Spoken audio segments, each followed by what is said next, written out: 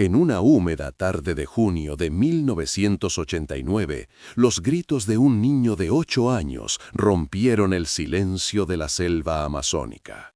3 días después, cuando fue encontrado en una zona boscosa, su cuerpo estaba cubierto de marcas de tortura. Sus genitales habían sido brutalmente mutilados. Sus ojos estaban paralizados por el miedo y no podía hablar. Esto solo fue el comienzo. Los asesinatos de Altamira siguen siendo una herida abierta en Brasil. Tenemos que contarte la tragedia de los niños desaparecidos en Altamira hasta 1993, y no será fácil. Esta historia, escrita a partir de registros de archivos reales y actas judiciales, te llevará a las profundidades del Amazonas, a un pueblo donde reina la oscuridad. Si deseas escuchar más historias reales de este tipo sobre acontecimientos históricos y misterios sin resolver, suscríbete al canal, dale a me gusta al video y escribe en los comentarios desde qué país y ciudad nos escuchas. Saber que no estamos solos al adentrarnos en las profundidades de la oscuridad nos da fuerzas. Capítulo 1. Comienzan las pérdidas. Y el diablo ronda como león rugiente, buscando a quien devorar. Estad sobrios y velad. 1 Pedro 5:8. El año 1989 en Brasil fue un período marcado por una mezcla de esperanza y nerviosismo. La dictadura militar, que duró 21 años, había llegado a su fin y el país estaba pasando por los dolores del parto de la transición a la democracia. La campaña electoral presidencial de Fernando Collor de Mello acaparaba las pantallas de televisión y los temas de conversación en las calles. Sin embargo, a la sombra de los brillantes discursos políticos, la sociedad brasileña se enfrentaba a una profunda crisis económica. La inflación había alcanzado el 1500% y la pobreza se había extendido desde las profundidades del Amazonas hasta los rascacielos de Sao Paulo. En medio de este caos, la localidad de Altamira, situada al norte del estado de Pará, vivía aislada del resto del mundo, en una especie de burbuja. Altamira era un asentamiento de unos 60.000 habitantes, situado en el cruce de la carretera transamazónica con el río Xingu. Había crecido en la década de 1970 con el proyecto de civilización del Amazonas del gobierno militar, pero nunca había alcanzado la prosperidad prometida. En el centro de la ciudad había unas cuantas calles asfaltadas, varias iglesias y un mercado. A medida que te adentrabas en las afueras, empezaban a predominar las chozas de madera, las calles embarradas y los barrios sin electricidad. Una minoría rica, terratenientes, comerciantes de madera, unos pocos médicos y abogados, vivía en las casas encaladas del centro de la ciudad, mientras que la gran mayoría de la población se ganaba la vida con trabajos ocasionales, la pequeña agricultura o actividades ilegales. En este pueblo, a orillas de la selva amazónica, el catolicismo y las creencias animistas de los indígenas habían formado una extraña síntesis. Las mismas personas que iban a la iglesia los domingos no dudaban en consultar durante la semana a curanderos, brujos y médiums. Creer en los espíritus, en el concepto del mal de ojo y en la intervención de fuerzas invisibles en la vida cotidiana era algo habitual en el mundo de los habitantes de Altamira. Quizás por eso, los terribles acontecimientos que se producirían más tarde no preocupaban demasiado al pueblo local al principio, porque las fuerzas oscuras siempre habían estado allí, en las profundidades de la selva, a orillas del río, en la noche. En una húmeda tarde de junio de 1989, un niño de 8 años desapareció en una calle cercana a su casa. La familia del niño era pobre. Su papá se ganaba la vida pescando en el río. El pequeño salió de casa al anochecer para visitar a un amigo y nunca regresó. Al principio, su familia pensó que se había quedado en casa de algún familiar, pero al amanecer, su preocupación se convirtió en pánico. Acudieron a la policía, pero la policía de Altamira no solía hacer gran cosa en casos de desaparición. Habían oído tantas historias de niños fugitivos, disputas familiares o niños que se iban solos a las grandes ciudades que incluso la desaparición de un niño de 8 años se registró como un caso rutinario. Sin embargo, lo que ocurrió 3 días después haría que este caso de desaparición dejara de ser rutinario. El niño fue encontrado en una zona boscosa a las afueras de Altamira, iluminado por los faros de un camión. Estaba semiconsciente, desnudo y cubierto de sangre. El conductor del camión que lo encontró se horrorizó y corrió inmediatamente al centro de la ciudad. El niño fue trasladado de urgencia al pequeño hospital de Altamira. Lo que vieron los doctores los enfrentó a un trauma que no podrán olvidar en años. El cuerpo del niño estaba cubierto de marcas de tortura. Tenía moretones en los brazos y las piernas, quemaduras de cigarrillos en la espalda y desgarros alrededor de la boca. Pero la herida más espantosa estaba en sus genitales y mostraba signos de infección. Los médicos dijeron que ese tipo de lesión solo podía haber sido causada de forma deliberada, premeditada y con un instrumento médico. El niño permaneció en estado de shock durante días. No podía hablar, miraba al vacío y se apartaba asustado de las enfermeras que le tocaban las manos. Sin embargo, con el tiempo, los terribles recuerdos comenzaron a aflorar en su pequeña mente. Aunque su relato era fragmentario y en ocasiones incoherente, el panorama que se dibujaba era sombrío. El niño contó que, mientras jugaba en la calle, lo llamaron para que se acercara a una camioneta en la que había varios adultos que le ofrecieron dulces. No recordaba los detalles con claridad. Tal vez le habían dado algo de beber, tal vez el miedo le había bloqueado la memoria, pero dijo que se encontró en una casa oscura, sobre un suelo frío. Había varias personas a su alrededor. No podía ver sus rostros con claridad, pero oía voces. Voces de adultos, susurros, canciones extrañas. Luego comenzó el dolor. Un dolor agudo, tan intenso que, aunque gritabas, tu voz era silenciada. No recordabas lo que sucedió después, solo la tierra fría, la oscuridad y el silencio. Cuando la policía de Altamira tomó tu declaración, no supo qué hacer. Un caso así era completamente diferente a los casos de robo, pelea o contrabando a los que estabas acostumbrados. ¿Había una banda organizada de secuestradores de niños en el pueblo? ¿Estaba involucrada la mafia de los órganos?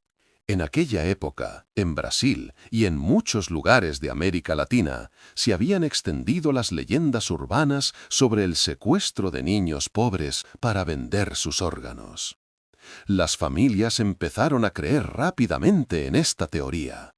«Nos explotan y ahora se llevan a nuestros hijos», susurraban. El hecho de que algunas familias no dejaran salir a sus hijos a la calle, que otras los recogieran temprano del colegio y que por las tardes se instalara el silencio en la ciudad, sumió a Altamira en una inquietante espera.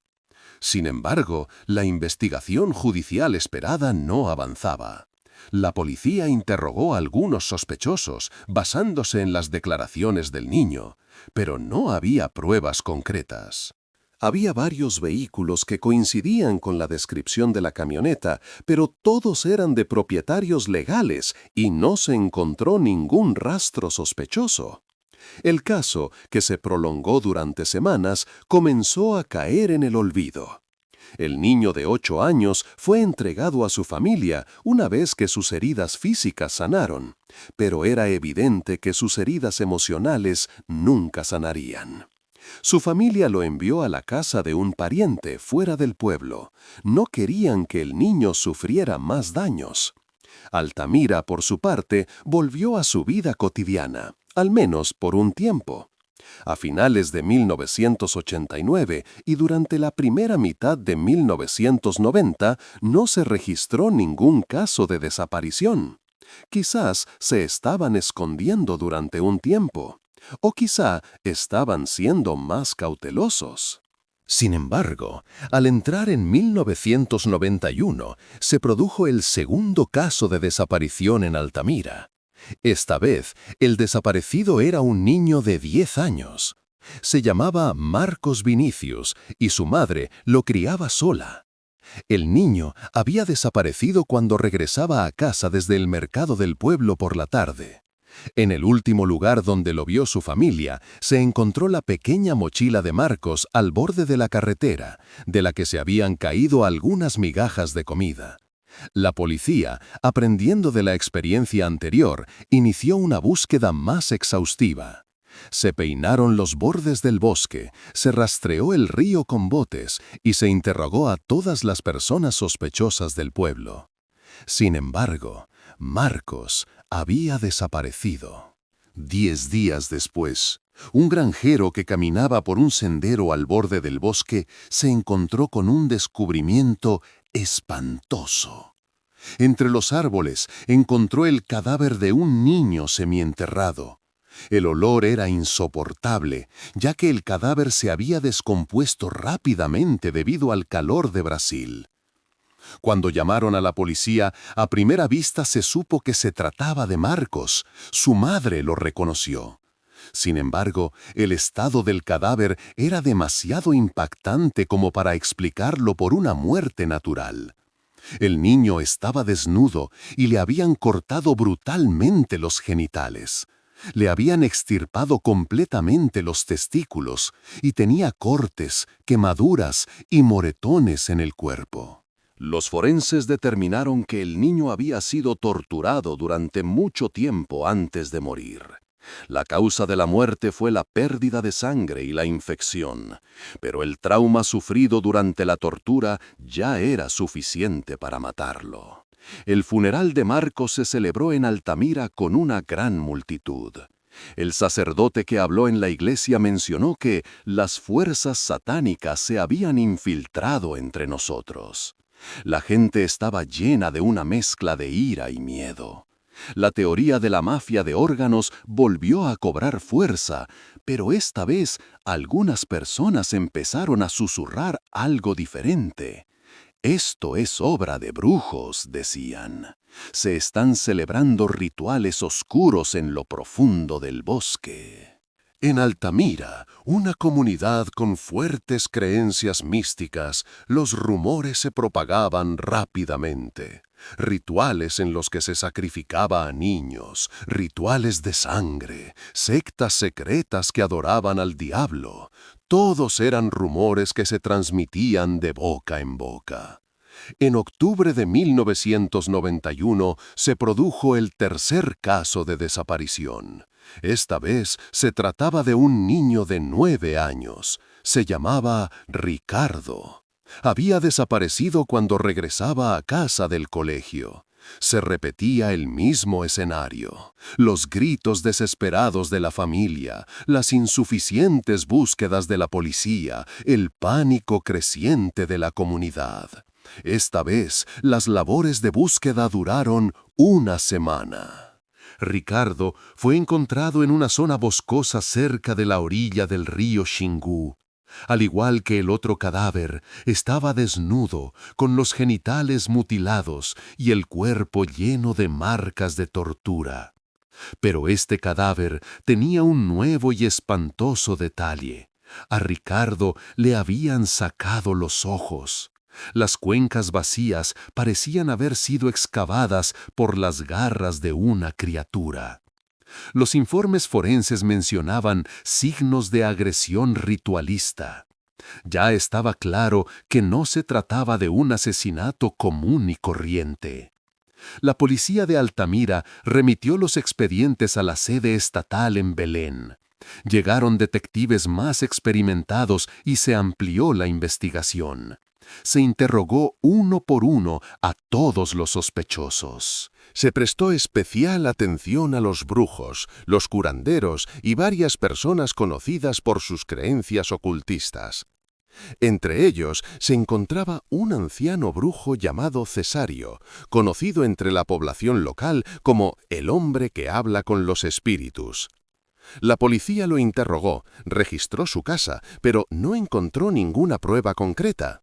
Cesario dijo que no tenía nada que ver con los asesinatos de los niños, pero añadió: «El mal está muy arraigado en estas tierras. Quien quiera que lo haya hecho, lleva al diablo dentro». A finales de 1991, la policía estuvo a punto de dar con la clave. Una familia que vivía en un barrio a las afueras del pueblo vio por la noche una camioneta que pasaba frente a su casa. El vehículo circulaba muy despacio y sus ocupantes miraban hacia la calle. El padre de la familia, sospechando, anotó la matrícula del vehículo. Cuando la policía investigó esa matrícula, descubrió que el propietario del vehículo era el doctor Anísio Ferreira de Sousa. El doctor Sousa era un médico muy conocido en Altamira. Era un hombre de mediana edad, callado, que trabajaba en la zona más selecta de la ciudad. La policía lo citó para interrogarlo. El doctor Sousa prestó declaración con actitud tranquila. Admitió que la camioneta era realmente suya, pero dijo que esa noche no estaba en el vehículo, sino que se lo había prestado a un amigo. Cuando le preguntaron quién era ese amigo, dudó y luego dijo que no lo recordaba. Aunque la policía consideró sospechosa esta declaración, no había pruebas suficientes para arrestar al doctor Sousa. Sin embargo, lo pusieron bajo custodia y registraron su consultorio. En el registro se encontraron varios instrumentos sospechosos: bisturís médicos, agujas de inyección, sustancias narcóticas. Estos podían ser instrumentos normales de un médico, pero además los extraños cuadernos de notas manuscritas que se encontraron en el consultorio del doctor Sousa llamaron la atención de la policía. Los cuadernos contenían símbolos extraños, escritos en clave y algunas fechas. La policía examinó los cuadernos, pero no logró descifrar su significado. El doctor Sousa fue puesto en libertad tras pasar varios días detenido. Ahora, todo el mundo en Altamira hablaba de un nombre: el doctor Sousa. La gente susurraba: «¿El doctor? ¿Cómo es posible? Es un hombre tan respetable». Pero algunos decían: «Lo más peligroso es la persona en la que confías». A finales de 1991, la población de Altamira entró en el nuevo año con inquietud. 3 niños habían desaparecido. Se habían encontrado los cadáveres de 2 de ellos y uno había sobrevivido milagrosamente. La policía había identificado a algunos sospechosos, pero no había encontrado pruebas suficientes. ¿Era la mafia de los órganos o un grupo ocultista? Nadie sabía nada con certeza. Sin embargo, una cosa estaba clara: en Altamira había un monstruo suelto, y ese monstruo aún no estaba saciado. Amancio, el aprendiz del brujo Cesario, se estaba volviendo cada vez más introvertido. Algunas personas del pueblo habían notado que actuaba de forma extraña. Hablaba solo mientras caminaba por la calle y por las noches se oían gritos en su casa. Sus vecinos murmuraban: «Amancio se ha vuelto loco». La policía lo había añadido a la lista de sospechosos, pero aún no lo había citado a declarar, porque no tenían nada concreto, solo sospechas, rumores y cuadernos llenos de símbolos extraños. Cuando comenzó 1992, Altamira se había acostumbrado a vivir con miedo. Las familias no perdían de vista a sus hijos. Las calles quedaban desiertas al caer la noche. Todos los domingos se rezaban oraciones especiales en la iglesia. Dios, protégenos del mal. Salva a nuestros hijos de las garras del diablo. Pero las oraciones no serían suficientes, porque la oscuridad aún no había alcanzado su punto más profundo.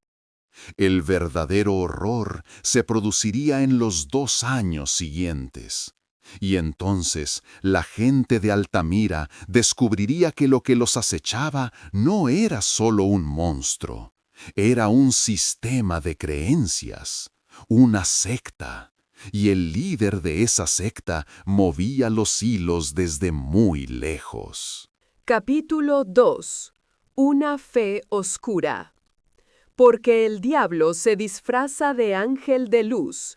No es de extrañar que sus siervos también se disfracen de siervos de la justicia.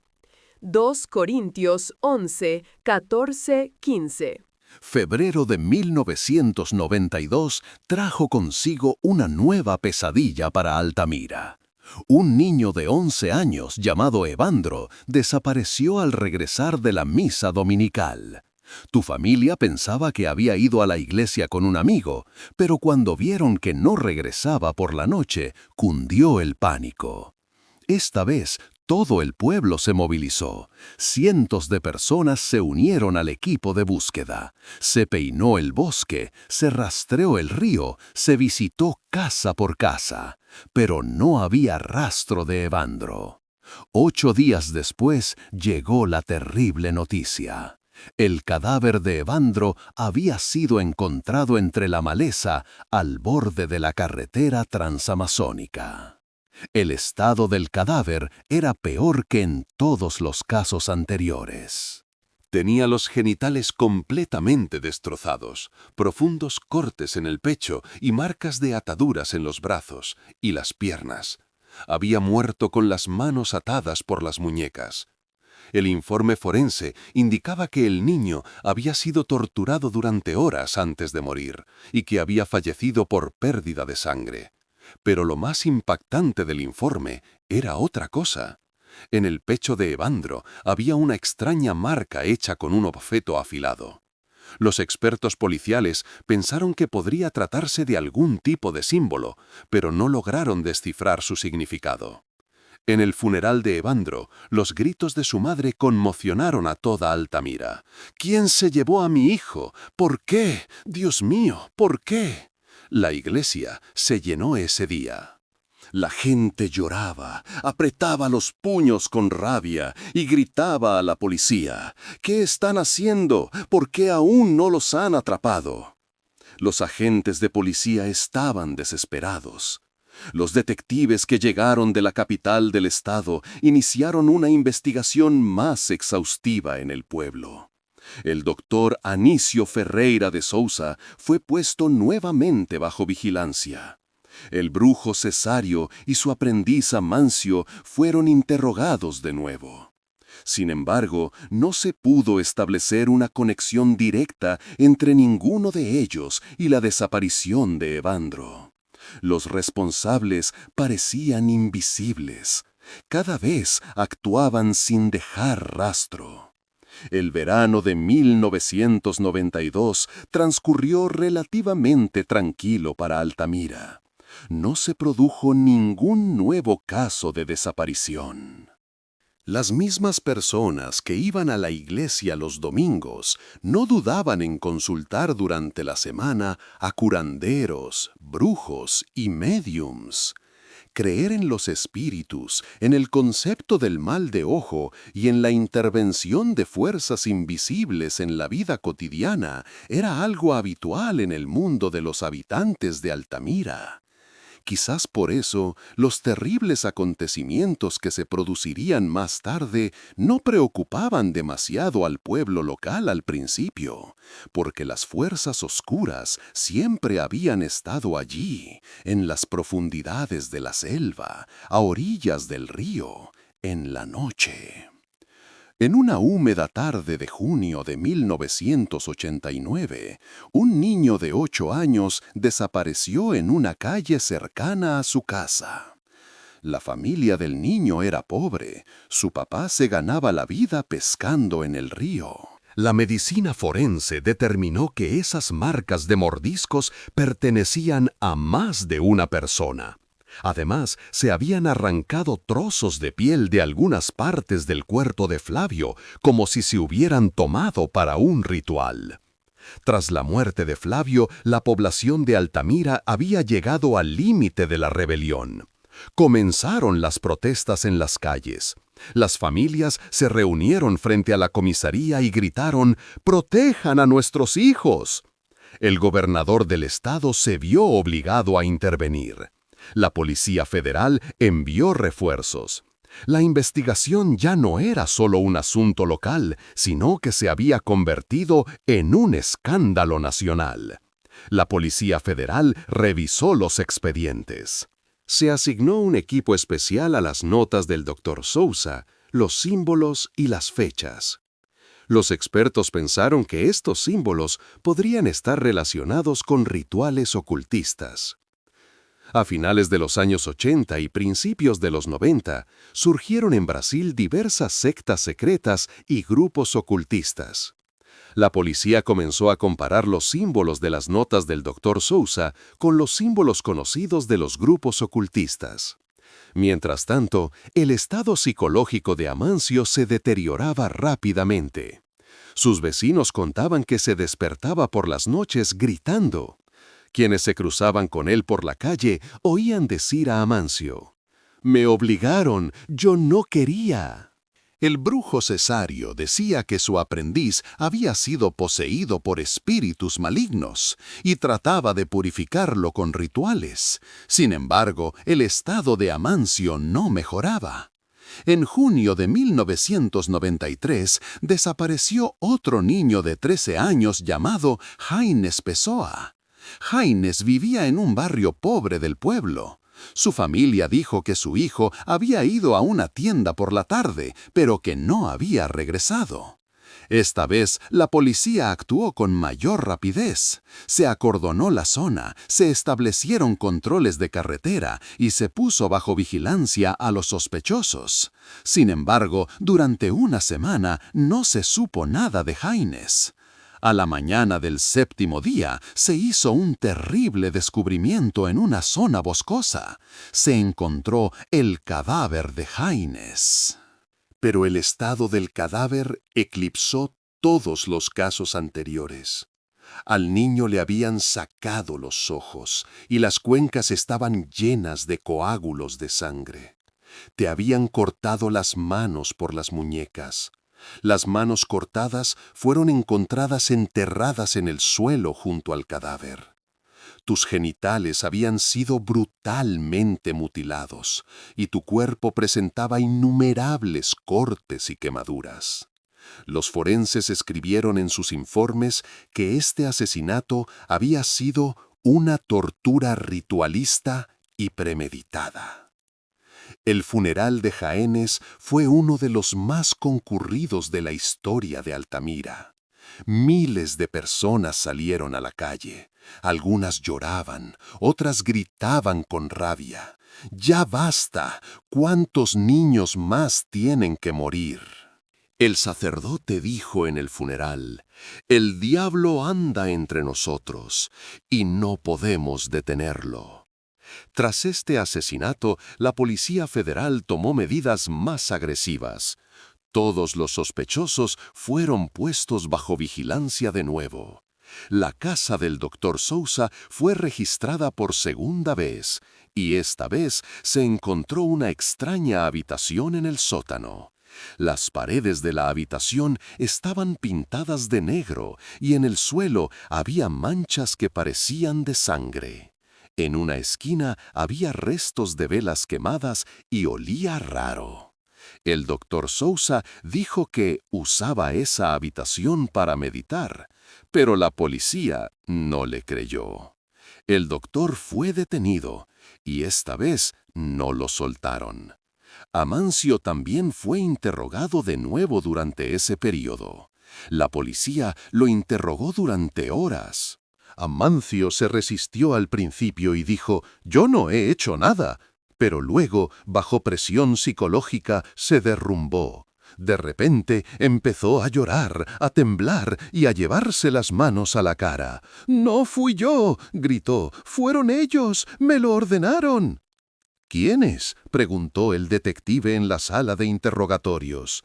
Amancio, con lágrimas en los ojos, susurró: «La secta de la Armonía Universal Superior. Ellos se llevan a los niños. Dicen que es para purificarlos.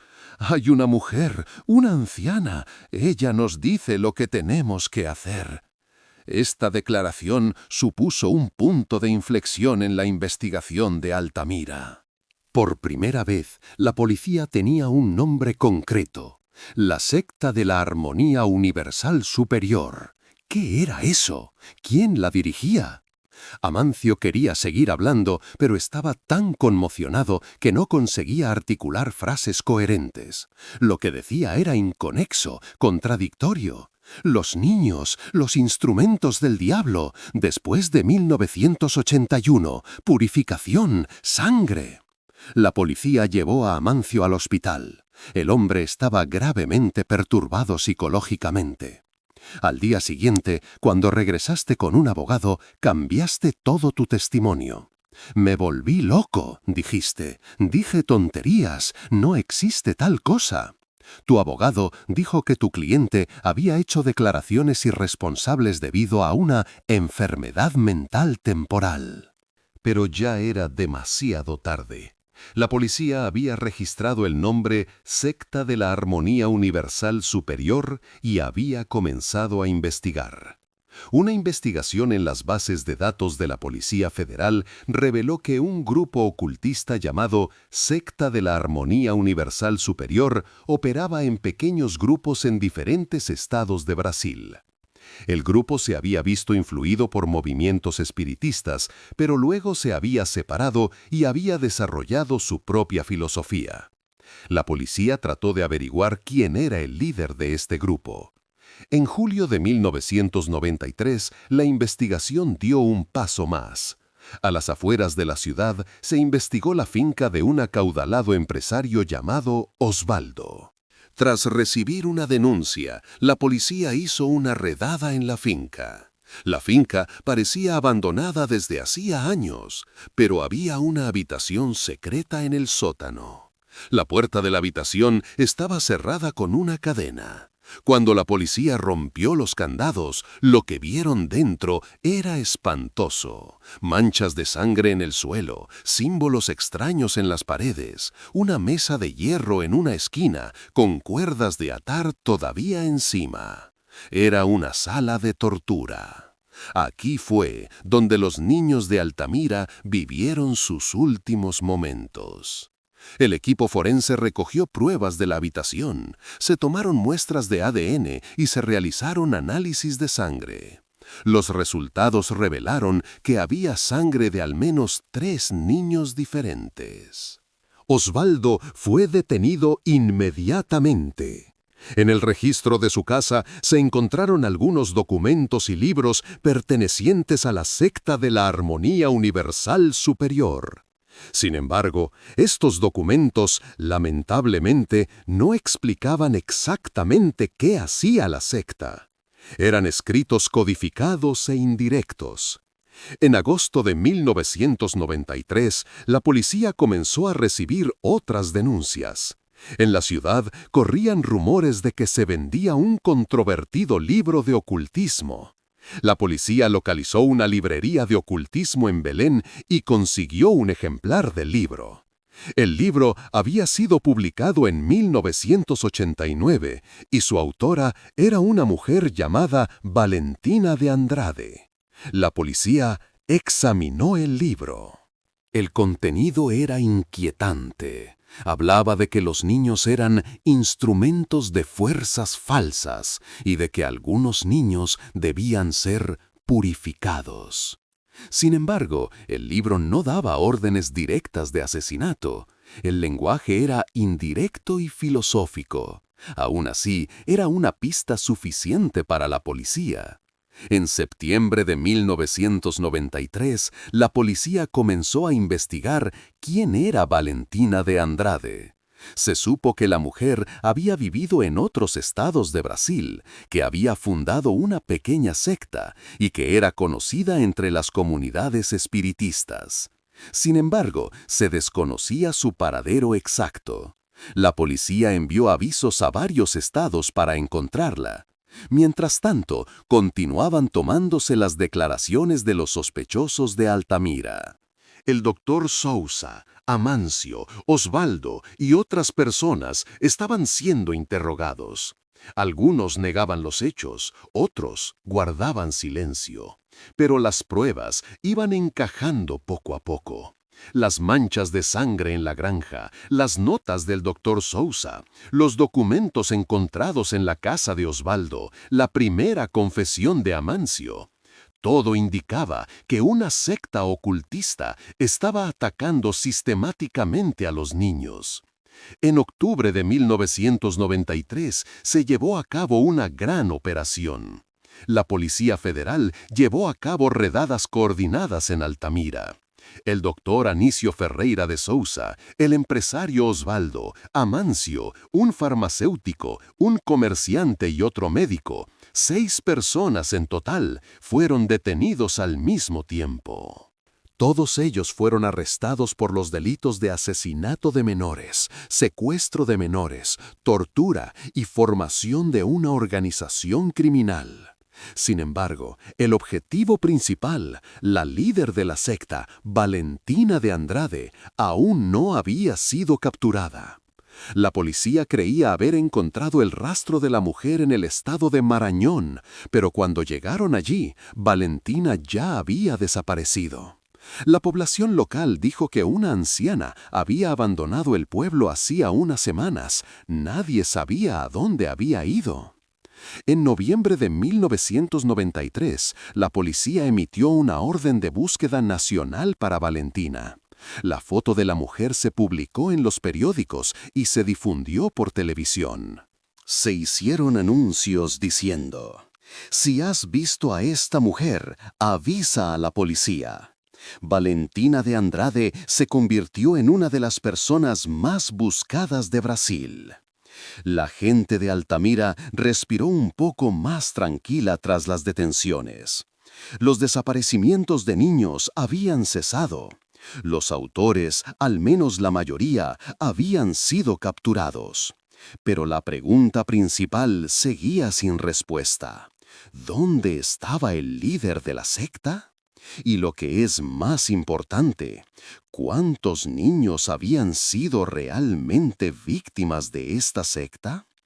Las familias de las víctimas seguían haciendo estas preguntas. Según los informes oficiales, había 5 asesinatos, pero las familias afirmaban que había más niños desaparecidos, 19, tal vez más. Algunos cadáveres nunca se encontraron. Algunas familias nunca supieron qué había sido de sus hijos. En diciembre de 1993, al final del año, Altamira se encontraba en una silenciosa espera. El proceso judicial estaba a punto de comenzar. 6 acusados iban a ser juzgados, pero Valentina de Andrade seguía desaparecida. La policía seguía buscándola. Cada día llegaban nuevas pistas. Se la ha visto en tal ciudad, se esconde en tal pueblo. Pero ninguna resultaba cierta. Valentina había desaparecido como un fantasma. Cuando llegó el nuevo año, 1994, la gente de Altamira se preguntaba: ¿será capturada Valentina o permanecerá desaparecida para siempre? Y la pregunta más importante: si es capturada, ¿qué sentencia le impondrá el tribunal?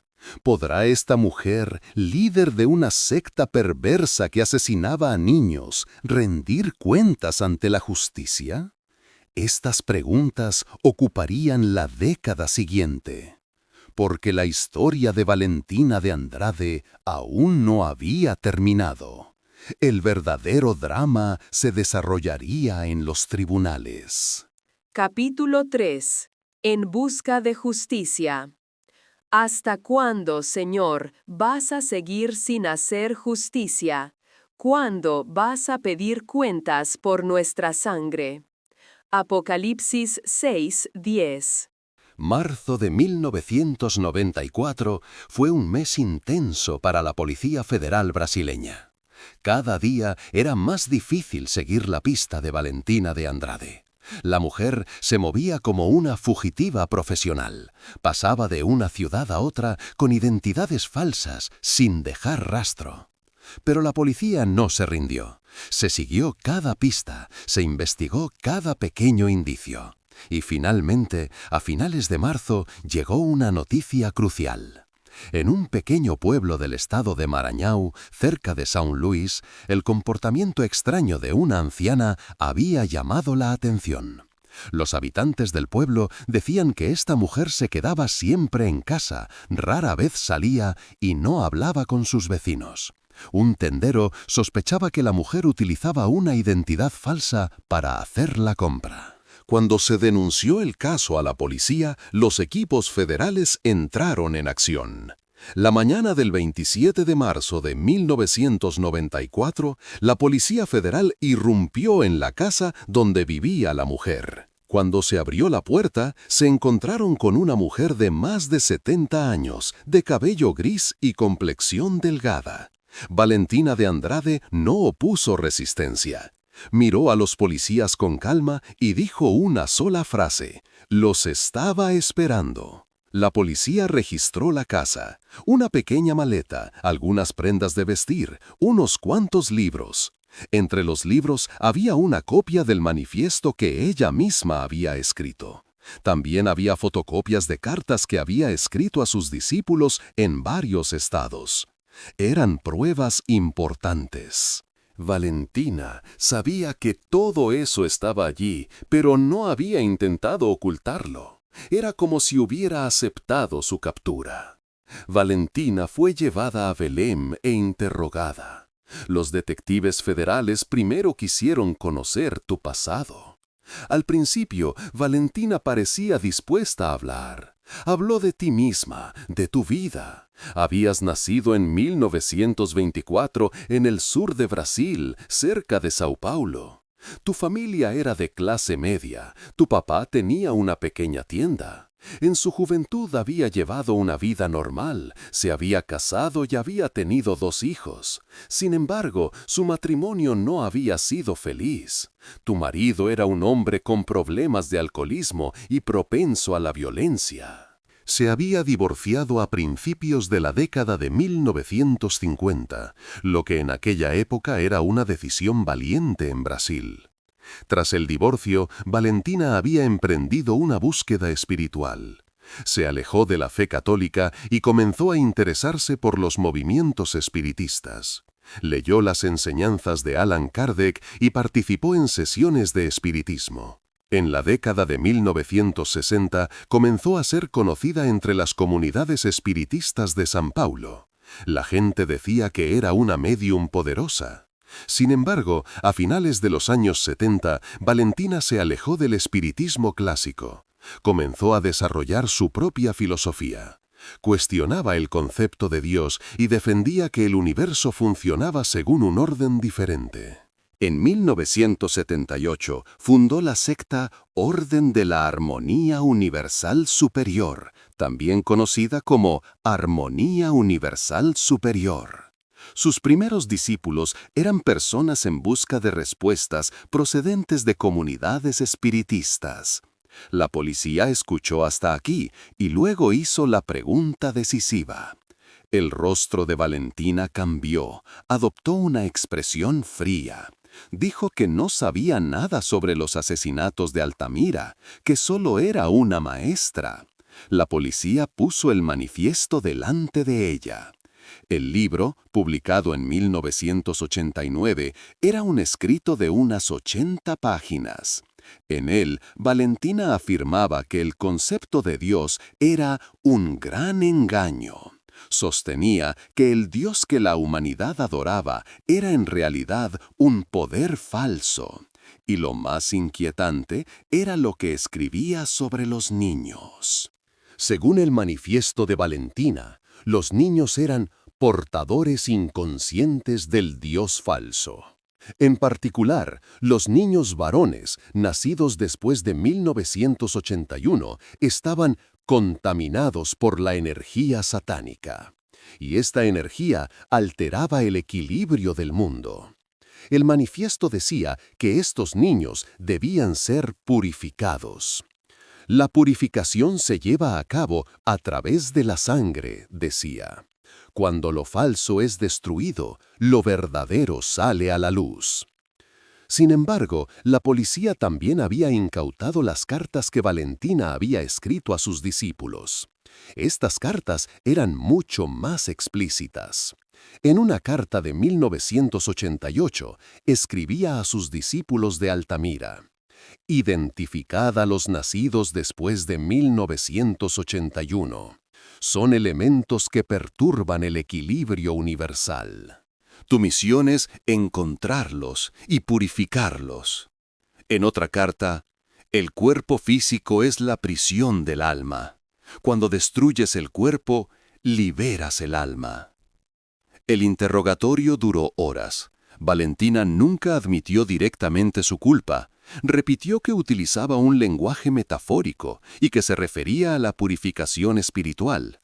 Sin embargo, lo que escribía, enseñaba y la comunicación que establecía con sus discípulos la incriminaban indirectamente. Los fiscales decidieron acusar a Valentina de autora intelectual. Es decir, aunque no cometiera los asesinatos personalmente, era la persona que los planeaba, dirigía y organizaba intelectualmente. En abril de 1994 se preparó la acusación formal contra Valentina de Andrade y otros 6 acusados. Los cargos eran graves: asesinato de niños, tortura, secuestro de niños, creación de una organización, fomento del fanatismo religioso. Según el Código Penal brasileño, la suma de estos delitos requería cadena perpetua. Sin embargo, la lentitud del sistema judicial brasileño también afectaría a este caso. El expediente era tan complejo que los preparativos del juicio se prolongaron durante años. Valentina y los demás acusados permanecieron detenidos durante todo ese tiempo. Valentina, debido a su avanzada edad y a sus problemas de salud, fue puesta en libertad bajo arresto domiciliario, pero bajo constante vigilancia policial. Entre 1995 y 1998 se juzgaron y resolvieron los casos de los demás acusados. El doctor Anísio Ferreira de Souza era el acusado contra el que había pruebas más concretas. Las manchas de sangre en la granja, los instrumentos de su consultorio, sus notas. Todo indicaba que había participado directamente en los asesinatos. En 1996 concluyó su juicio. El jurado lo declaró culpable de participar en el asesinato de 3 niños. La pena, 77 años de prisión. El empresario Osvaldo fue condenado a 55 años. Amancio recibió una pena más leve por manipulación psicológica, 35 años, pero parte de la pena se cumpliría en una clínica psiquiátrica. Los demás acusados recibieron penas de entre 40 y 65 años. Cada vez que se dictaba una sentencia, las familias de las víctimas lloraban en la sala del tribunal.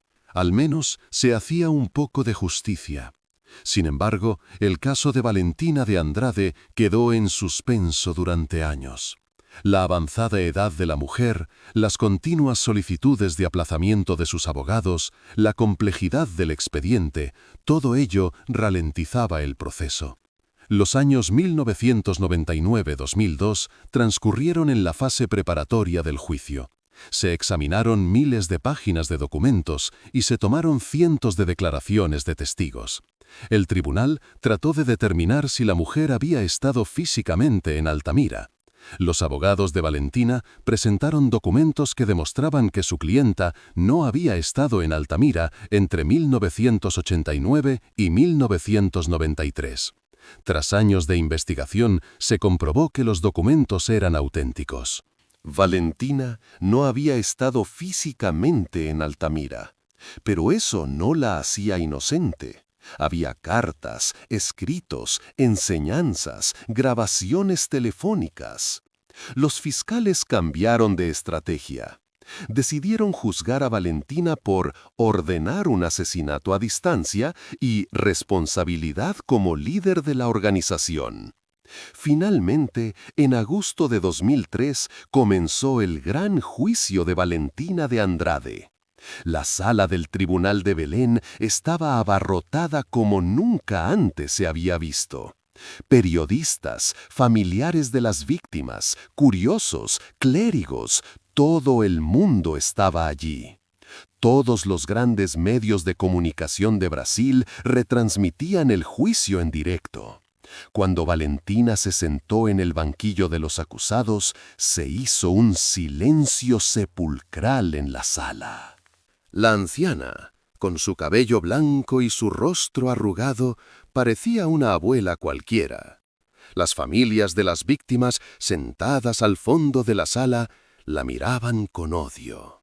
La madre de Flavio llevaba la foto de su hijo pegada al pecho. El padre de Marcos apretaba los puños. Comenzaron los juicios, que duraron 17 días. Cada día llegaban nuevos testigos y se presentaban nuevas pruebas. Los fiscales presentaron las cartas escritas por Valentina, el manifiesto y las grabaciones de las conversaciones telefónicas con sus discípulos. Todo ello demostraba que la mujer había incitado, de forma indirecta pero clara, a cometer los asesinatos. Las familias de las víctimas prestaron declaración. La madre de Marcos habló mirando a Valentina en la sala del tribunal. Contó que su hijo era un niño alegre, que le gustaba la escuela y que quería ser médico. Con voz temblorosa dijo: «Le robaste los sueños a mi hijo». El padre de Janes describió el momento en que vio los ojos de su hijo arrancados. Desde el fondo de la sala le gritó a Valentina: «¡Por tu culpa!». Los abogados de Valentina defendieron que su clienta era solo una líder intelectual y que no había obligado a nadie a matar.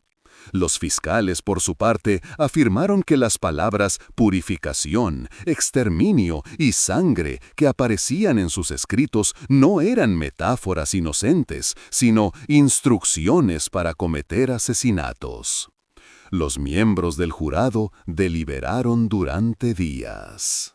No era una decisión fácil. Valentina no había cometido ningún asesinato directamente. Solo había escrito, hablado y enseñado. Pero esos escritos habían provocado la muerte de 5 niños. En diciembre de 2003 llegó el día del veredicto. La sala del tribunal estaba abarrotada, con una multitud que parecía haber olvidado respirar. El presidente del jurado se puso de pie y leyó el veredicto. 6 miembros han votado a favor de la absolución y 1 a favor de la condena. De acuerdo con el Código Penal de Brasil, la acusada queda absuelta. Valentina de Andrade será puesta en libertad. Hubo un momento de silencio. Luego, la sala estalló. Las familias de las víctimas gritaron. La madre de Flavio se desmayó. El padre de Marcos intentó lanzarse hacia el banquillo de los acusados, pero los guardias de seguridad lo detuvieron. La familia de Janes salió de la sala del tribunal entre lágrimas. Valentina de Andrade se levantó con expresión fría. Al salir de la sala, dijo una sola frase a los periodistas: «Siempre supe que era inocente». La decisión de absolución provocó una gran controversia en Brasil. Los medios de comunicación lo llevaron a los titulares con titulares como «La justicia ha sido derrotada».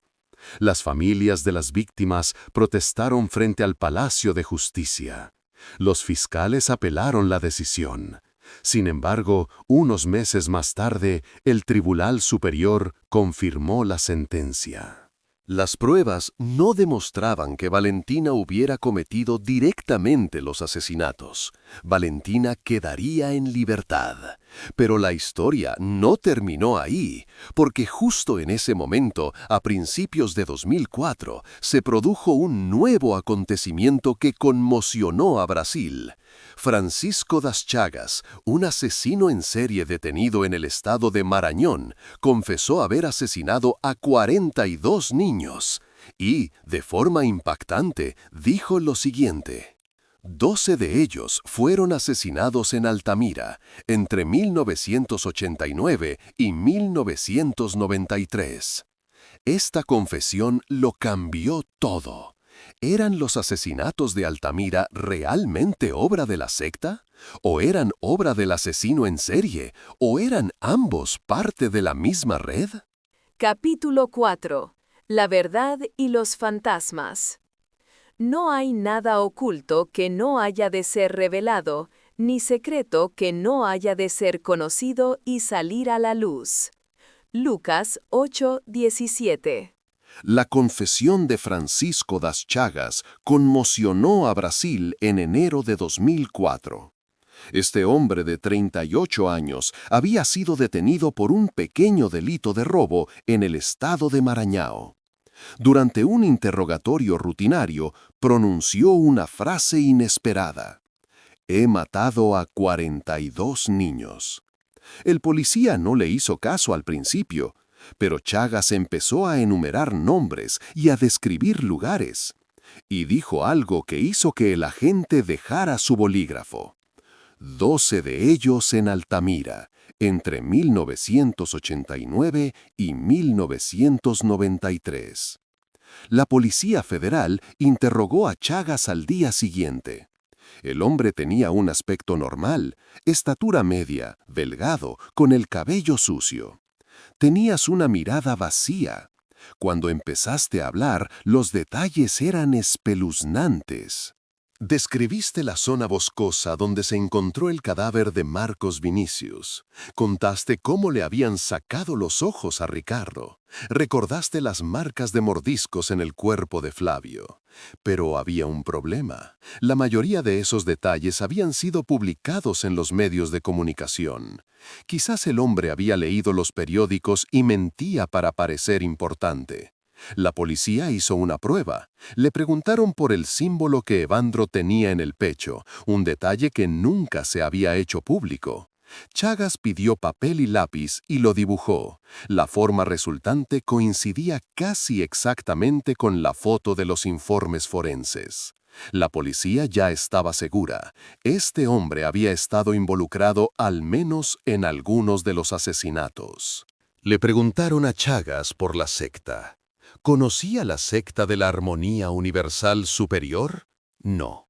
¿Valentina de Andrade? No la conocía. Cuando le mostraron la foto del doctor Sousa, dudó, pero no pudo decir nada con certeza. Cuando te llevaron a la granja de Oswaldo, dijiste que lo conocías. Una vez había dejado a un niño en la puerta, pero no había entrado. ¿Quién había recogido al niño? No lo sabías. Estaba oscuro, solo habías oído ruidos. Al investigar el pasado de Chagas, salió a la luz un perfil oscuro. Habías nacido en 1966 en un pueblo pobre. Había tenido una infancia violenta. A los 12 años había cometido su primer asesinato. Luego el segundo, el tercero, el cuarto. A los 18 años había matado al menos a 7 niños. A nadie le importaban los niños que desaparecían en los pueblos pequeños y pobres.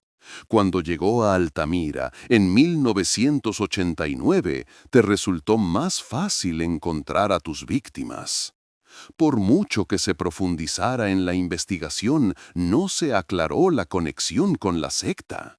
Quizás Chagas y la secta tenían una relación indirecta. Quizás la secta utilizaba a los asesinos a sueldo para conseguir niños. Quizás fue una completa coincidencia, dos males diferentes al mismo tiempo en el mismo lugar. La verdad nunca se sabría del todo. En febrero de 2004, cuando la confesión de Chagas se filtró a la prensa, Altamira volvió a ser noticia a nivel nacional. En 2005 se celebró el juicio de Francisco das Chagas. El tribunal lo declaró culpable del asesinato de 42 niños. En Brasil, la pena máxima era de 30 años. Chagas fue condenado a 30 años. Al salir de la sala, no había expresión de arrepentimiento en tu rostro. Chagas fue enviado a una prisión de máxima seguridad en Marañán. Pasaron los años. En 2015 fue apuñalado en una pelea entre reclusos y perdió un ojo. Sobrevivió, pero su salud ya estaba deteriorada. En 2022 sufrió un infarto y murió. Tenía 56 años. Nadie reclamó tu cuerpo. Fue enterrado en una tumba anónima en el patio trasero de la prisión. La muerte de Francisco das Chagas apareció como una pequeña noticia en la prensa brasileña.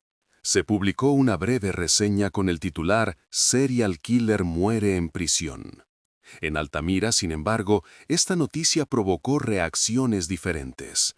Algunas familias de las víctimas se sintieron aliviadas. Al menos un monstruo más había desaparecido, había sido borrado del mapa. Pero otras no quedaron satisfechas. Chagas se había llevado la verdad a la tumba. Nunca había confesado del todo, nunca había mostrado arrepentimiento. La ciudad de Altamira cambió poco a poco a lo largo de la década 2000. El proyecto de la presa de Belomonte dio un nuevo impulso a la ciudad. La economía se reactivó, la población aumentó y se construyeron nuevos edificios. Pero el trauma seguía ahí. La vieja generación no había olvidado aquellos años oscuros. En 2006, el ayuntamiento erigió un monumento en memoria de las víctimas. En el parque del centro del pueblo se alzó un monumento de mármol blanco. En él estaban inscritos los nombres de los niños asesinados: Marcos Vinicius, Ricardo, Evandro, Flavio da Silva, Janes Pessoa. Debajo había una frase que decía: «Almas inocentes, nunca serán olvidadas». Valentina de Andrade permaneció en Belén durante un tiempo después de ser absuelta. Los medios de comunicación la perseguían constantemente. Los periodistas llegaban a su puerta. Valentina se negaba a hablar. Solo una vez abrió la puerta y dijo: «El tribunal me ha declarado inocente. Eso es suficiente». Luego cerró la puerta. En 2005, la salud de Valentina empeoró. Su problema cardíaco se agravó y fue ingresada en el hospital. Recibió tratamiento durante meses. Las familias de las víctimas esperaban que la mujer muriera. Algunas rezaban para que, al menos, no muriera sin rendir cuentas. Pero Valentina se recuperó. En 2006 salió del hospital y se mudó a otro estado de Brasil. No se sabía exactamente a dónde había ido. En 2008, un periodista encontró a Valentina en un suburbio de Río de Janeiro. La mujer tenía ya 84 años. Vivía sola en una pequeña casa. El periodista llamó a su puerta y le pidió una entrevista. Valentina abrió la puerta, pero no lo dejó entrar. El periodista le hizo preguntas sobre los asesinatos de Altamira. Valentina escuchó con el rostro inexpresivo. Luego respondió con voz cansada: «Eso fue hace mucho tiempo. Ahora soy una anciana. No le hago daño a nadie. Déjeme en paz». El periodista le recordó el dolor de las familias de las víctimas. Valentina se quedó en silencio. Unos segundos después, cerró lentamente la puerta. Esta fue la última información que se tuvo de Valentina de Andrade. Hubo rumores de que la mujer había fallecido a principios de la década de 2010, pero no se encontró ningún registro oficial de su muerte. Según algunas fuentes, vivió hasta los 90 años y murió en silencio en Río de Janeiro en 2014. Nadie asistió a su funeral. Se desconoce dónde fue enterrada. Algunos investigadores afirman que su cuerpo fue incinerado en un crematorio. La existencia de su tumba sigue siendo un misterio. Las otras ramas de la secta Superior Orden de la Armonía Universal también se disolvieron con el tiempo. Tras la detención de Valentina, sus seguidores en varios estados de Brasil huyeron, se escondieron o abandonaron la secta. La secta se disolvió oficialmente en 2005. El gobierno brasileño sometió las actividades de los grupos ocultistas a un estricto control. Se promulgaron nuevas leyes y se reforzaron los mecanismos de protección de la infancia. Sin embargo, estas medidas no pudieron cambiar el pasado. Los niños que desaparecieron en Altamira no volverían. Los asesinatos de Altamira quedaron, en definitiva, como una de las páginas más oscuras y misteriosas de la historia de Brasil. Una historia que se cerró sin responder a todas las preguntas. ¿Cuántos niños murieron realmente? La cifra oficial era 5, Chagas decía 12 y las familias afirmaban que eran 19. ¿Chagas y la secta trabajaron juntos? Nunca se pudo demostrar. ¿Valentina de Andrade era realmente inocente? El tribunal así lo dictaminó, pero las familias no lo creyeron. ¿Había otros cómplices? Quizás, pero nunca aparecieron. Hoy, si visitas Altamira, verás un pueblo desarrollado. Ha crecido y se ha modernizado gracias a la presa. Pero el monumento de mármol blanco sigue en pie en medio del parque. Los 5 nombres que figuran en él no se han borrado. Y cada año, algunas personas mayores acuden al monumento para dejar flores. Porque hay heridas que el tiempo no puede curar. Hay pérdidas que nunca se pueden llenar. Y hay historias que nunca deben olvidarse.